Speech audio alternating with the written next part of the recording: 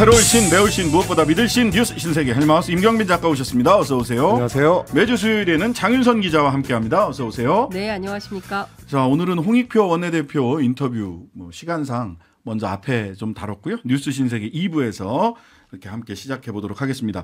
오늘은 아무래도 가장 큰 뉴스는 부산 2030 엑스포 유치 실패 관련된 뉴스입니다. 그렇습니다. 앞서도 말씀 나누셨습니다만은 오늘 새벽에 이제 프랑스 파리에서 투표가 진행이 됐습니다. 국제 박람회 기구의 173회 총회가 열렸는데 173차 총회가 열렸는데 선정 투표 결과 부산이 29표를 얻는데 그쳤고요. 사우디아라비아의 리야드가 투표 참여한 165개 회원국 중에서 3분의 2를 넘긴 119곳의 표를 얻어가지고 1차 투표에서 개최를 확정지었습니다. 우리하고 어떻게 보면 이제 2등 싸움을 한 이탈리아 로마 같은 경우는 17표를 획득하는 데 거기가 그쳤습니다. 박빙이었습니다. 그렇습니다. 좀 2등, 3등이. 안타까운 일이지만 어쨌든 이게 단순히 유치 실패를 한 게 문제가 아니라 그 과정 그리고 이제 질에 있어서 상당히 좀 문제가 발생을 했다라는 분석이 많습니다.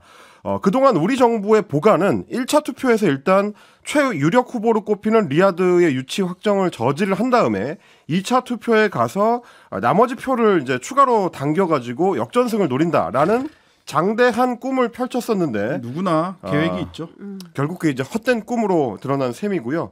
사우디아라비아의 공식 엑스포 유치 기관인 리야드시 왕립위원회라는 기관인데 여기 홈페이지에 사실 그동안 계속해서 공식 지지를 얻어낸 국가들의 리스트를 업데이트를 해왔습니다. 122개국까지 업데이트 돼 있었어요. 11월 25일자로 봤을 때 122개국에서 자기가 이제 그 지지를 얻었다라고 했는데 물론 그것도 이제 다 검증이 필요합니다만 결과적으로 봤을 때는 거의 근접한 결과를 사우디가 입장에서는 낸 셈입니다. 특히 아프리카와 남미의 영향력을 크게 가지고 있는 중국이라든지 유럽의 맹주 국가라고 할 수 있는 이제 프랑스의 지지를 끌어내면서 1차 투표에서 승부를 끝낸 셈이 됐습니다.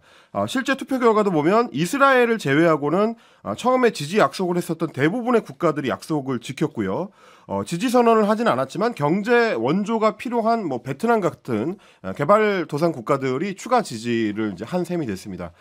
반대로 한국 정부와 부산시는 지금 이런 어떤 현실을 그동안 외면하면서 근거 없는 박빙 승부를 주장을 하다가 오히려 퇴로를 놓쳐버렸다 이런 분석이 나오고 있습니다. 실제로 윤석열 대통령이 엑스포 외교를 표방하면서 유엔 총회에 참석했던 게 지난 9월인데 그 이후로 사우디아라비아 지지를 선언한 국가가 카리브해의 14개 국가를 비롯해가지고 30여 개 국가에 달합니다. 그러니까 전체 득표수 중에서 25%를 우리 대통령이 직접 나선 이후로 오히려 더 추가했다라는 모양이 돼버렸습니다. 한국 정부는 그동안 승부의 추가 부산 쪽으로 기울고 있다라고 하면서 오히려 오도된 정보로 여론을 호도했던 셈이 되는 건데요. 얼마 전에 장성민 대통령 특사 겸 대통령실 미래전략기획관 같은 경우는 어제 언론을 통해서 사우디아라비아가 얼마나 긴장하고 있는지 우리한테 오는 사람을 곧바로 낚아채서 밖으로 나가고 있지 않느냐. 치열한 격전이 벌어지고 있다. 이런 호언장담을 하기도 했습니다. 결국 이런 과장된 낙관론이 대통령의 책임론이라는 최악의 결과로 돌아온 셈인데 윤석열 대통령은 이례적으로 오늘 대국민 담화를 자청해서 국민들에게 상황을 설명했습니다. 잠깐 내용 들어보시겠습니다.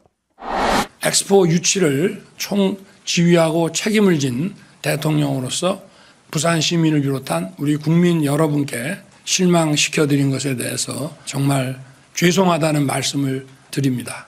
모든 것은 제 부족함입니다. 네. 왜 이태원 참사 때 짤막한 대국민 담화 이후에 처음으로 대통령이 대국민 담화를 했어요? 그러니까 저는 사실 개인적으로 일본이 계속 사우디 지지하다가 갑자기 한국 지지한다고 입장을 바꿨잖아요. 왜 그랬을까? 그때 느낌이 너무 안 좋았어요, 사실은. 근데 결국은 이런 평가를 할 수밖에 없는 상황이 됐는데 지금 그 현장 파리에서 막 귀국한 그 국회의원 현장에 있었던 국회의원 통화를 좀 했는데 현장에서 다들 너무 놀랐다는 거예요.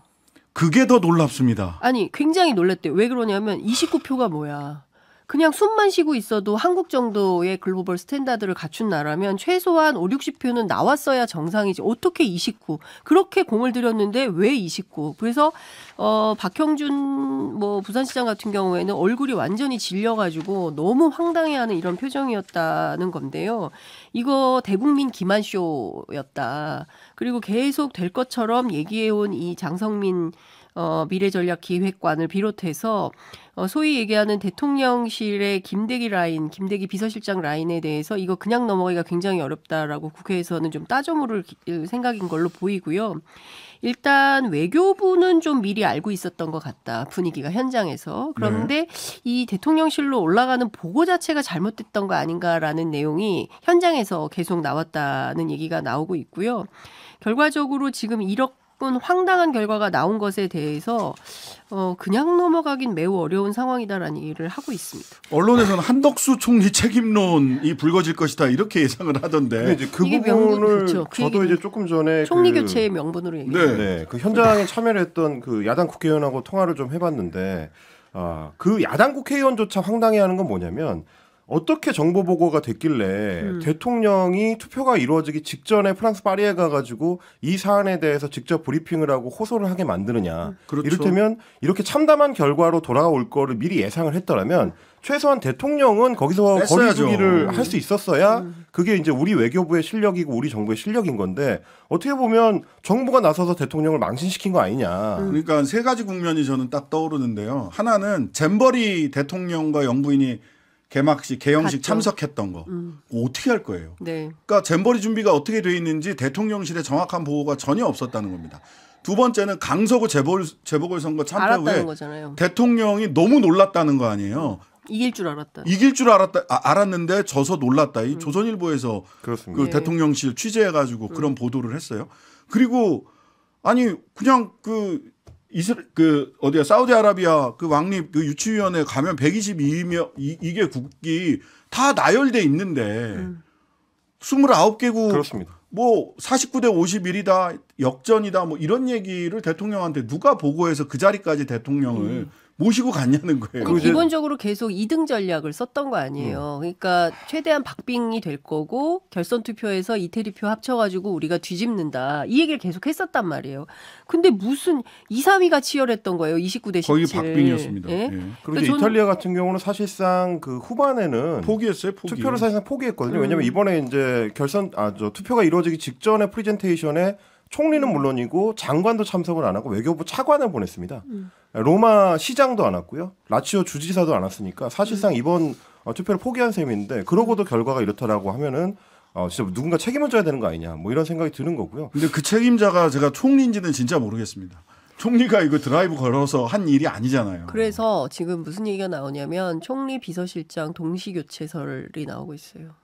근데 그건 원래 있던 얘기 아닙니까? 뭐 있던 얘기기도 하지만 네. 이 책임을 물어서 바꾼다는 얘기도 같이 나오고 있습니다. 저는 이제 사실 뭐 울고 싶은데 뺨 때려준 격입니까 뭡니까? 우리 시민들 입장에서는 뭐 가능하면 부산이 엑스포를 유치해서 뭐 여러 인프라 재정비라든지 이런 어떤 부수 효과를 거둘 수 있었으면 좋겠다라는 마음으로 응원하는 분들이 많으셨을 텐데 그럼에도 불구하고 이제 실력 문제를 거론하지 않을 수가 없는 게 오늘 같은 경우도 대국민 담화를 대통령이 직접 발표한다는 거는 굉장히 중요한 이벤트인 거고 그렇죠. 그만큼 잘 준비되고 정리된 상태로 메시지가 발신이 돼야 될 텐데 오늘 저도 이제 생중계를 보면서 약간 놀란 것이 대통령 앞에 원고가 준비돼 있긴 한데 사실상 대통령이 원고를 거의 보지 않고 말을 하는 걸로 보였습니다. 앞에 이제 프롬프터를 보고 얘기하는 걸로도 보이지 않고 왜냐하면 대통령이 중간중간에 이 어떤 과정에 참여했었던 인사들을 하나씩 호명하면서 이제 미안하다는 얘기를 하는 대목이 있는데 자꾸 그 부분에서 사람 이름을 놓칩니다. 근데 그거는 보고 읽는 게 아니라는 얘기가 되는 거거든요. 그러네요. 그리고 이제 뒷부분에 보면 어떤 말씀을 하냐면 전 세계적으로 뭐 일본 하면 도쿄와 오사카밖에 떠오르지 않는다는 사람들이 많다. 뭐 전 세계적으로 보면 그렇게들 생각한다. 혹은 지난 정부에서의 지원 부족과 아쉬움을 언급하는 부산 시민들이 많았다. 뭐 이런 식의 얘기들이 들어가 있는데 이거는 정제된 메시지였다면 나오지 않아야 될 대국민 담화 내용이 아닌가. 아니, 앞에는 전부 다 자기 부족함 때문이라면서요. 근데 왜 또 전 정권 씨를 호출해요? 그러다 보니까 저는 이게 뭔가 준비된 원고를 대통령이 담화로 발표한다기보다는 애드립성의 이야기들이 중간중간에 좀 들어가 있는 것 같다. 저게 과연 대통령의 담화로 적절한가 이런 의문이 좀 들더라고요. 그렇죠. 그러니까 지금 뭐냐면 전반적으로 윤석열 정부가 정상적으로 잘 작동이 되고 있는 것인가에 대해서 잼버리도 그렇고요. 지금까지 정부가 하고 있는 모든 모든 상황을 종합을 해보면 정상 작동이 제대로 안 되고 있는 거 아닌가. 대통령의 메시지도 그렇고요. 그다음에 이번에 나온 PT도 도대체 누가 만든 건지. 보는데 너무 힘들었어요. 민망한 솔직히. 정도의 수준이에요. 1980년대 부산 갈매기부터 시작해서 2012년 강남 스타일에 멈춰 있는 거잖아요. 그러니까 저는 이런 방식으로 하는 걸 그걸 잘했다고 막 얘기를 하고 있는 거고요. 그러니까 누가 보더라도 뭔가 잘못되고 있는데 누구도 이 잘못되고 있다는 거를 제대로 보고도 안 하고 문제 제기도 못 하고 이러다 보니까 망신은 망신대로 당하고 그 결과에 대해서는 대통령이 또 다 책임져야 되고 그리고 부끄러움은 전 국민의 몫이 되는 거고 이게 지금 한두 번이 아니지 않습니까? 근데 이제 패배한 이후에 119대 29로 패배한 이후에 이 패배의 원인을 전 정권 탓, 사우디 오일머니 그 다음에 표 찍은 사우디에다가 표를 찍은 국가들은 오일머니에 매수당한 사람들, 매수당한 국가. 이렇게 하면 다음에도 유치전에 또 실패합니다. 오늘 이제 유치위원회 자문을 맡았던 김희태 부산대 교수가 언론하고 인터뷰에서 그런 이야기를 했는데요. 패배 원인이 뭐냐라고 이제 물었더니 사우디 국민들의 시선을 엑스포 유치나 동계올림픽 같은 여러 메가 이벤트에 돌려서 국민의 충성과 지지를 확보하기 위해서 그걸 누리기 위한 것이다. 이런 식으로 어떻게 보면 이제 사우디 입장에서 봤을 때는 좀 불쾌할 수 있는 얘기가 좀 들어가 있었고요. 그러면서 사우디의 오일머니 약속 때문에 금전적 투표가 이루어졌다고 볼 수 있다. 이렇게 얘기하거나 우크라이나 전쟁, 미국 중국의 갈등, 코로나19 같은 요인을 우리가 패배한 원인으로 또 꼽기도 했습니다. 다 외부적 요인이잖아요. 그러니까요. 내탓이오가 하나도 없어요. 예. 그런데다가 사실은 아무도 말하고 있지 않은데 전부 다 모든 언론이 사우디 오일머니 때문이다라고 얘기를 하는데요. 지금 사우디 리야드를 지지한 국가들 명단 한번 보세요. 가서 살펴보시면 뉴스버스에 가보시면 명단 다 나와 있거든요. 중동 및 아프리카 국가 66개국입니다. 여기 우리가 전혀 손을 못 댔어요. 왜 그랬을까? 중동 및 아프리카 국가에 지금 가장 외교적 영향력을 행사하는 나라가 어디게요? 중국입니다. 오죽했으면 미국이 이스라엘 하마스 전쟁에 중재를 중국한테 부탁을 해요. 우크라이나 전쟁, 러시아 전쟁도 중국한테 부탁을 하고요. 1대1로부터 시작을 해가지고 중국은 중동 아프리카에 엄청나게 많은 공을 들였어요. 근데 우리가 계속해서 중국과 적대적 외교 관계를 맺고 있는데 중국이 한국 잘 되라고 여기서 중동이나 아프리카 쪽에 영향력을 행사하겠습니까? 제가 보기에는 다음에도 국제 관계 어떤 때도 중국과의 관계 개선 없이 국제 관계를 중동 아프리카 국가들과 풀어나가는 데는 굉장히 난항이 예상될 수밖에 없어요. 왜 이 얘기 안 해요? 이게 본질입니다, 사실은. 그러니까 중국 문제와 관련해서는 비단 중국에게 우리가 무슨 엎어져서 그런 외교를 하라는 게 절대 아니고요. 그러니까 경제적으로 외교안보적으로 우리가 실익을 챙기기 위해서 중국과 관계가 틀어져서는 안 된다는 얘기를 하는 겁니다. 그러니까요. 이 얘기를 한 지가 굉장히 오래됐고 실제로 지난 5월에 이제 한국에 왔던 그 아시아 국장인 류진송이 분명히 얘기를 했어요. 이런 방식으로 중국의 핵심 이익을 침해할 경우에 우리는 한국하고의 좋은 관계를 할 수도 없고 시진핑 주석의 방한도 불가능하다라는 메시지를 이미 오래전부터 하고 있습니다. 그럼에도 그러니까요. 불구하고 이런 메시지를 계속 무시하니까 에이펙까지 가서 악수만 하고 우리는 정상회담도 못하고 오는 상황이 되는 거예요. 노력은 많이 했다고는 주장은 하지만 실질적 성과가 없는 거 아닙니까? 그러니까 제가 보기에는 지금 있는 이 외교 노선을 전면적으로 전환하지 않으면 윤석열 시대의 윤석열 정부에서의 중국과의 외교 회복은 굉장히 어렵다. 예. 제가 어제 대기업의 임원으로 계시는 분한테 연락을 드려서 아유 니네 회장님 고생하시네 파리 가서 이런 얘기를 했더니 이런 말씀 하시더라고요. 우리 본지는 사우디가 있어. 그쪽이 유치가 될 게 거의 확실하기 때문에 거기서 영업을 해야 되잖아요. 그러면은 많은 건설 사업들이 예정이 돼 있어요. 예, 정말 많은 건설 사업들이 예정돼 있거든요. 본지는 사우디 가서 계약 따내려고 사우디로부터 계약 따내려고 본지는 거기서 협상하고 있다는 거예요. 거기서 영업하고 있고. 그러면은 그 수많은 재벌 회장들 고생하셨습니다. 예. 더 말씀을 드리긴 뭐하고요. 고생하셨어요. 그러니까 이 29표의 비밀은 풀어야 됩니다. 이게 도대체 납득할 수 없는 숫자예요. 네. 오히려 있던 표를 까먹은 셈일 수도 있기 그렇죠. 때문에. 예.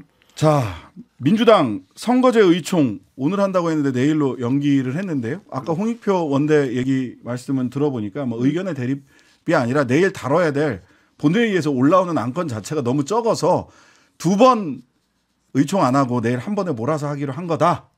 이런 말씀하셨어요. 원내대표는 그렇게 설명을 할 수밖에 없을 텐데요. 믿습니다. 지금 이제 당내 분위기를 보니까 당 내에서도 여러 논의가 좀 있는 것 같긴 합니다. 저희가 어제 뉴스 신세계에서 전해드렸습니다만은 민주당 소속 의원 75명이 어제 위성정당 방지법을 발의하면서 현행 방법이 아니라 위성정당 금지 법안을 당론으로 추진해야 된다는 주장을 내놓고 있는 상황이고, 반면에 내부적으로는 병립형 비례대표제로 회귀해야 된다는 방안이 상당히 좀 힘을 얻고 있는 분위기라고 합니다. 그러다 보니까 이게 이제 내일 의원총회에서도 경론으로도 이어질 수 있을 것 같은데, 어제 이재명 대표 같은 경우는 유튜브 라이브 방송을 통해서 이렇게 얘기를 했습니다. 선거는 승부인데 이상적인 주장을 멋있게 하면 무슨 소용이 있겠느냐. 만약에 내년 총선에서 우리가 일당을 놓치거나 과반을 확보하지 못하면 지금 이제 윤석열 정부의 폭주와 과거로의 역주행을 막을 길이 없다. 이걸 이제 강조를 했고요. 그러면서 선거는 승부다. 어쨌든 선거는 결과로 이겨야 된다. 이 점을 또 강조를 했습니다. 이 현실론을 여러 차례 이재명 대표가 강조를 하다 보니까 결국은 이제 병립형 비례대표제라든지 위성정당을 전제로 한 준연동형 비례대표제, 이쪽으로 이 대표의 마음이 기울어져 있는 거 아니냐라는 해석이 나오는 상황이고요. 오늘 오전에 이제 정의당의 김준우 비대위원장하고 이 대표가 만났는데, 이 자리에서도 김준우 비대위원장의 이 요청에 대해서 뚜렷한 답을 하지 않았습니다. 김준우 비대위원장 같은 경우는 지난 대선 과정에서 이 대표가 이제는 제3회, 제4회, 제5회 선택이 가능한 다당제 선거제도 개혁, 정치 교체를 확실히 해내겠다라고 외쳤었던 그 연설을 잘 기억하고 있다면서 아무쪼록 선거제도 개혁에 관해서 최소한 병립형으로의 퇴행은 막는 그런 유의미한 결단을 해달라고 요청을 했고요. 이재명 대표는 양당이 같은 지향점을 지니고 있다는 데는 공감을 했는데, 구체적으로 선거제 개편은 어떻게 하겠다, 여기에 대해서는 별다른 언급을 하진 않았습니다. 근데 아까 홍익표 원내가 인터뷰 중에 위성정당을 확실히 막을 수 있는 100% 막을 수 있는 보관이 있다. 네. 이 얘기는 이제 둘 중에 하나인데, 하나는 병립형으로 가면 위성정당을 100% 막을 수 있죠. 그렇죠. 그다음에 근데 그런 뉘앙스로 들리진 않았거든요. 그러면 현행 제도에서 그 준연동형 제도에서 위성정당을 확실히 막을 수 있는 보관을 의원들께 설명드리겠다. 이 말인지 네. 좀 내일 의총 가봐야 알겠습니다만 어떻습니까? 지금 민주당 안은.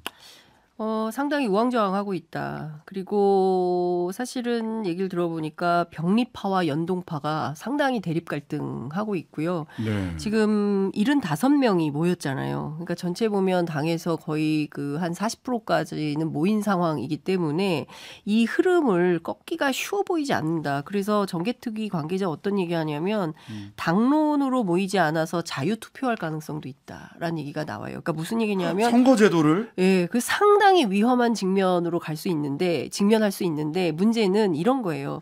자, 이재명 대표가 이 선거제도 개편과 관련해서 처음부터 방향과 노선, 입장을 정하고 당내의 흐름을 만들면서 어떤 조직화를 해야 됐는데 그걸 지금 많이 놓쳤다는 거예요. 그러니까 소위 친명이라고 하는 측근 그룹 사이에서도 누구는 병립형, 누구는 연동형 비례제 이렇게 얘기를 막 하니까 측근마저도 의견이 다 갈리는 상황이어서 이거 정리조정해서 어떻게 흐름을 만드냐. 선거는 닥치고 지금 빨리 결정을 해야 되는데 이제 와서 그냥 뭐 상인의 현실 감각을 주장하면서 병립형으로 돌아갈 수밖에 없어요라고 하면 그 반발은 엄청난 게 생기게 명약 관화한 상황이 되는 것이고, 문제는 이런 거예요. 민주당의 지난 대선의 이제 상황을 보면 늘 연합 정치로 해서 당선이 됐단 말이에요. 그러니까 연합 없이는 불가능했어요. 그러면 총선도 그렇지만 그 다음에 있을 대선에서도 이 연합 전술을 써야 되는데 이번에 이렇게 그냥 묻지마 뭐 현실적으로 지금 뭐 윤석열 정부 심판해야 되는데 그런 게 어딨어. 무조건 이기는 선거 해야 되니까 병립형으로 가야 돼라고 선언을 하면 후폭풍이 상당히 거세해질 것 같고 그것을 감당할 수 있겠냐라는 얘기가 나오고 결과적으로는 이게 어떻게 하겠다는 비전을 만들지 못한 철학의 빈곤, 철학의 부재 이 문제가 더 심각한 거 아니냐라는 당내 비판이 나오고 있습니다. 어쨌든 내일 그 의견을 다 모아내기가 쉽지 않을 것 같고 오히려 내일이 본격적인 논의의 시작인데 이게 폭발력이 커서 의원들 내부에서는 폭발력이 커서 이게 뭐 내일 당장 결정되리라고 저는 생각지는 않고요. 그렇게 예상되지는 않고요. 아마도 선거제도는 내년 1월, 2월 달까지 갈 개연성이 그래 보여요. 매우 커 보이죠. 사실 말씀하신 대로 이제 당내에서도 의견이 엇갈리는 게 어제 이제 의견을 모았던 75명의 의원들 명단도 보면 뭐 민영배 의원이라든지 뭐 양희원영 의원이라든지 소위 이제 친명계로 꼽히는 의원들이 명단에 포함이 돼 있거든요. 그러니까 단순히 이게 이제 친명 비명 싸움도 아닌 상황이라 훨씬 좀 복잡해 보이긴 합니다.